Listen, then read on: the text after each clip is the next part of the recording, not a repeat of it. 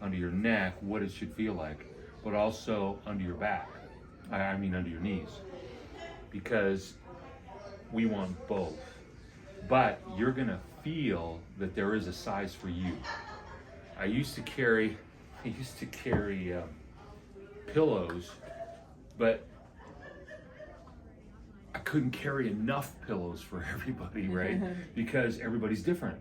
And so now I teach you what it should feel like and why, and then I tell you, when you find this pillow that does this, buy it. That's your pillow, right? And so that's why I do it that way. So today we have, how does it feel after the molds today? Feels good. A little sore, but sore in a good way, where I need it. Like the hip flexors. Okay. Yeah, I can really feel the tightness there, so the forms are going to be wonderful. Okay. Are you still feeling it right now? Yes. Okay. So you're feeling it in the back side? Yeah, just low back. Okay. Right there where it needs to be. Okay. Let's try this real quick. Okay, so I want you to lift. Is it worse on one side compared to the other? No, it's equal. Equal. Okay, so we're going to do both sides, but not at the same time. Yeah, well, you know. We'll see your ability to fly. So let's do pick one. We're going to do a bunch of these, go down Just keep and up. marching? You can march, you can do both sides. I tend to do one side, then the other. Okay. Yeah, so that way I'm not alternating the cerebellum. Okay? And you tell me when we hit fatigue. Okay. What we're doing is called reciprocal inhibition. If you contract one muscle, its opposing muscle gets inhibited. Okay, very good, very good. Okay, now sit down. This is where the test is.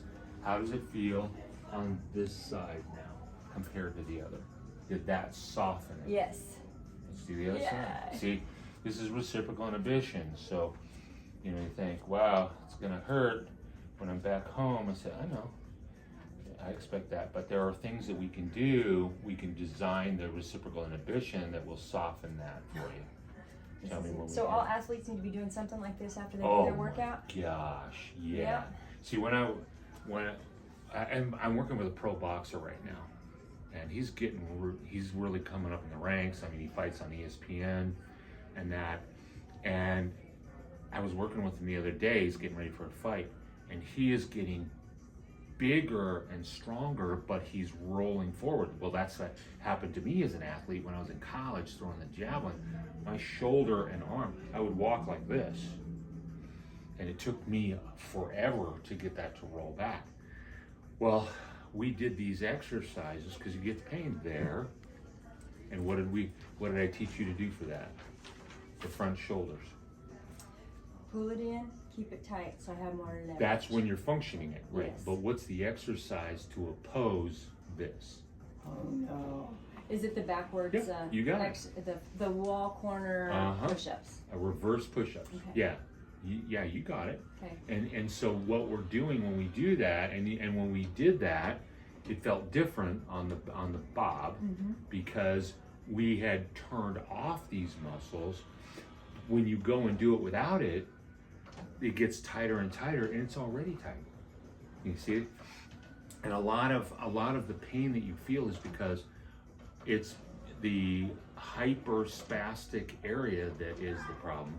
And so everybody's trying to mess with that, and I want to mess with the opposite part of it. And as we mess with the opposite part, it tells the other side to shut up through the nervous system, and that. So, and there's lots of different ways to do that, and you're going to learn more and more things to do. Kinesio tape, using a reflex hammer. I mean, those therapy guns. The therapy guns are great. I have patients that will bring them and say, I just got this therapy gun, I should probably throw it away, right? I said, no. Everybody's using it wrong, right? If it hurts here, they're putting it there. Don't put it there. Put it here, or here, or here. And I do all three of those and I find out which one's working better today. Because this opposes this.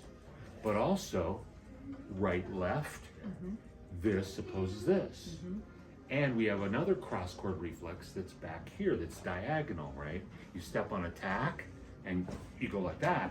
It's a cross cord reflex, just like this is a cross cord reflex, right versus left. And so we'll teach you how to use your therapy gun in a way that will make the function go back to where it should be. That make sense? Yes. All right. That was valuable information right there. Yeah. Don't put your therapy gun on the pain. On the pain. That's right. Yeah, and there's so many other things too, because I think I showed you Brodmann's area 312. The movement part of it, 3 is movement, then pain and heat, and then vibration, and that's I'm literally using that map. And so if I can hit it with a reflex hammer, I could also put some heat back there. But everybody wants to put it on it. I'm putting it in the back. I'll brush it with a brush. You know, that's Brodmann's area 1. You get a brush that you never use to brush your hair with the little knobs, and that's what I use. I got the cheapest one I could find because I'm MacGyver. Exactly. Okay, let's go with. How's your tummy today? It's good. Okay, any dizziness, lightheadedness? Very, very subtle that I'm not even noticing it. Okay.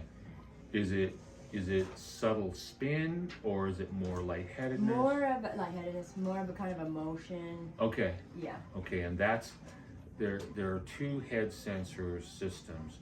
One feels rotation of the head itself, and then one feels translation.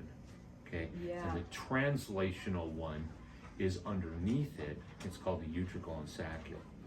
And so when you feel that, when you describe that, I go, utricular, right? And that. So we're going to divide it up into spinning, floating, that's the float, and lightheaded. Okay. Each one is a different area. Lightheaded is autonomic, right? Cranial nerve 9 and 10.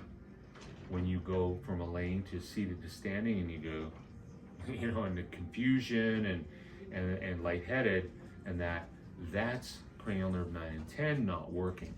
See, when you go from a laying to a seated, the blood in your brain gets sucked into your butt, or if you go to standing, it gets sucked into your shoes. And as you and it's the baroreceptors in the carotid artery are supposed to sense that and tighten and shoot the blood back up so that you don't pass out, right? And when it's not working, it lets some of that through, and it lightens the blood flow into your head, and you go, whoa. So when knowing those 3 different things is very helpful. Also, we talked about is the world moving or are you moving? That has to do with if the world's moving, it's outside your brain. If it's you moving, it's inside the central nervous system, right? And so those are, I have a long questionnaire for that. You filled it out, right? But those are the real questions. Okay. They tell you exactly where it is.